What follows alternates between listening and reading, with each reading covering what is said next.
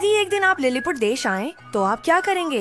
एक आदमी नींद से जागा और देखा कि उसके पेट पर मिनी लोग खड़े हैं और वो पूरी तरह से हिल नहीं सकता था। इस दृश्य ने दाजुआंग को डर से चिल्ला दिया। उसने जोर से अपनी बाह उठाई और जमीन में गड़े लकड़ी के खूंटे क्षण भर में उखड़ गए और छोटे लोग हवा में लटक गए। दाजुआंग हड़बड़ी में खड़ा हो गया और छोटे लोग डर से इधर उधर दौड़ने लगे। दाजुआंग ने ऐसा दृश्य पहले कभी नहीं देखा था और डर से अपने पैर पटकने लगा। दाजुआंग सोचने लगा कि कहीं वह नींद में तो नहीं चल रहा था। तभी एक जनरल तेजी से घोड़े पर आया और उसने दाजुआंग के पैर पर टूथपिक से हमला कर दिया। फिर एक समूह सैनिकों ने बड़े आदमी पर हमला किया। बड़े आदमी को लगा कि कुछ उसकी पैंट खींच रहा है, लेकिन वह अब नियंत्रण में नहीं था और पीछे की ओर गिरने लगा। तभी एक सैनिक स्तब्ध खड़ा रह गया और भागने को भूल गया। इस तरह आदमी उस पर बैठ गया और उसकी जान चली गई।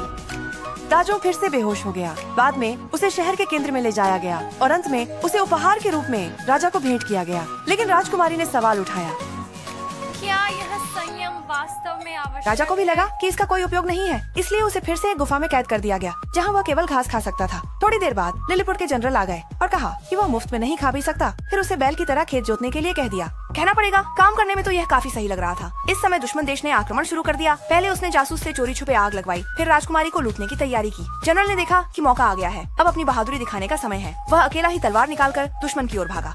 इस समय जो सैनिक दाजांग की देखभाल कर रहा था, वह यह दृश्य सहन नहीं कर सका और दाजांग को छोड़ने का फैसला किया ताकि वह पूरे महल को बचा सके। यहाँ राजकुमारी पहले ही दुश्मनों द्वारा पकड़ ली गई थी। अगले ही पल दाजांग ने अपना बड़ा चेहरा सामने किया और कुछ लोगों को पकड़कर नदी में फेंक दिया। फिर उसने सफलतापूर्वक राजकुमारी को बचा लिया। लेकिन इस समय राजा आग से घिरा हुआ था, इसलिए दाजुआंग जल्दी से बचाव के लिए दौड़ा। जैसे ही वह वहाँ पहुँचा, उसने किसी को कहते सुना।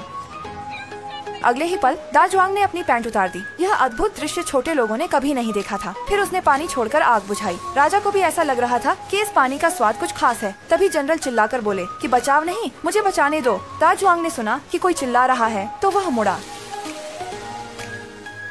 आखिरी 2 बूंदें भी व्यर्थ नहीं गईं। इसके बाद से ही दाजुआंग देश के उद्धार